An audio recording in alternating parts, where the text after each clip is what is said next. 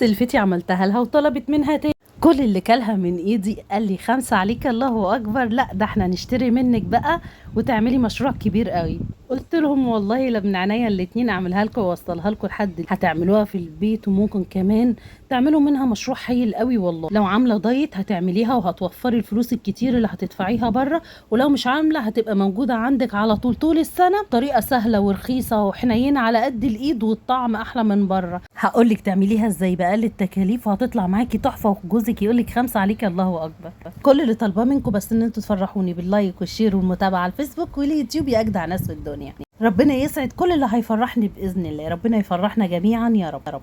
هتجيبي واحده تونه كده متماسكه، بلاش التونه المتقطعه الكبيره دي لانها هتتفتفت منك وانت بتسلقي. ما انتوا شايفين التونيه بسم الله ما شاء الله كده اخده الحوض تقريبا كله، بس طبعا الكاميرا مش مبينه. هتمسكيها بقى، انا كنت مجمداها في الفريزر، بشتري الحاجه وبشيلها وبعد كده اشتغل. طبعا عشان الوقت مش عشان اي حاجه تانية. البديل لسمك التونه سمك المكرونه. انتوا شايفين هتحاولي تقطعيها على قد ما تقدري.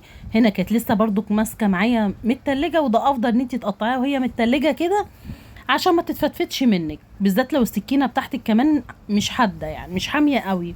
اهم حاجه بيبقى فيه سفه من بره، لازم تقشري يعني من بره كده. القشر ده بيبقى مش باين ان هو زي السفه، لا بيبقى متماسك شويه. لازم تقحريها بقى من عند الراس كويس وتنضفيها وتشيلي القلب بتاعها وتسيبيها قطع كبيره، بلاش تبقى قطع صغيره لانها لما بتتحط على النار هتتهري معاكي. زي ما انتم شايفين كده هي ما شاء الله كبيره كانت معايا، وزي ما انا قلت لكم يفضل السمكايه اللي ماسكه نفسها ما تبقاش كبيره قوي عشان لما نيجي نشتغل عليها ما تهدلش مننا هنا انا نضفتها بقى خلاص وشطفتها كويس، حطيتها في ميه وخل. لو طالع معاكم بطروخ سووه معاها. شطفتها كذا مره، وفي النص كده بيبقى في خط دم، تقحريه بالمعلقه كده وتطلعي الدم اللي لازق في نص السمكيه من جوه كده اللي بيبقى عند الشوك. نضفت الجزرتين، ومعانا هنا بقى بصلايه خضره كده وكرفس او كزبره. لو ما عندكيش كرفس يبقى ربطه كزبره معاكي يعني تبقى صغيره. معانا بصلايه كمان وقرن فلفل وكمان فلفل حامي. كل ده هننزل بيه، ومكعب مرقه وفلفل اسمر وشطه وملح وليمونيه صغيره ومعلقه خل كبيره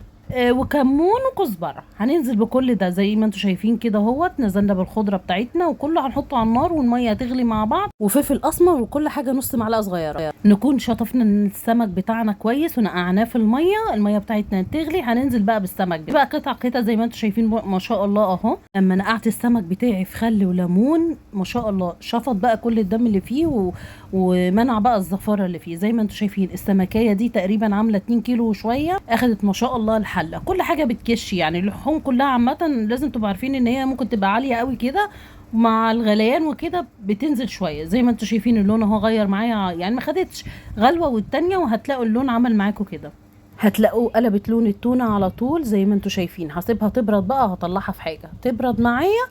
اهم حاجه تكون مستويه معاكي تماما بس مش متفتفته. يعني شايفين في حاجات مني كانت متفتفته، انا بقى خليتها كلها بقى من الشوك، والجلده بتاعتها كمان شلتها وشلت الشوك، واي حاجه بقى موجوده ممكن يعني خليها مخليه احسن حاجه.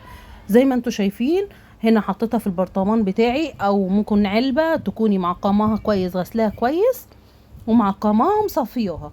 هنا بقى الفتافيت ما ترميهاش خالص، اي فتفوته معاكي حطي بقى في البرطمان ده.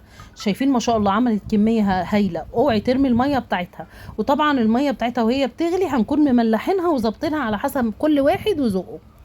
وهنحط تقريبا كده ربع كوبايه زيت هنكبها من فوق. عايزين تحطوا ليمون تاني حطوا، خل لا بس هي كده خلاص. احنا حطينا كل حاجه عشان ما تبقاش مززه معانا، يعني هتاخد معاكي ساعتين 3 وابدأي كل يا ست الكل. عايزه اقول لك انا عملتها قبل كده، خليتها يعني يومين في التلاجة عشان تتظبط مع بعضها. طلعت لا هي على كده خلاص، بس تبرد وتبدأي تاكلي على طول. واعملي بقى احلى بقى ايه تونه لاولادك هياكلوها في حياتهم. والله العظيم جوزي يعني عايزه اقول لكم الولاد الحمد لله بيقولوا لي والله تسلم ايدك يا ماما. يعني عايزه اقول لكم اي حد بيعمل اكل بره ما بيعجبوش. كل اللي كلها من ايدي قال لي طعمها حلو قوي بجد حلوه. حتى اختي خدت منها قبل كده واكلت ناس صحاب جوزها قالوا لها لا دي طعمها جامده قوي احلى من بره. لو انت في الصيف هتاخد معاكي 4 ايام تحت في التلاجة، ويفضل تشيلي منها في الفريزر ولما تعوزي تطلعي. ولو في الشتاء هتقعد معاكي طبعا اسبوع، ممكن اكتر تحت في التلاجة، لكن لو في الصيف طبعا ما يفضلش لان الجو بيبقى حر قوي. حطيها في علب او برطمانات وشيليها في الفريزر او في التلاجة.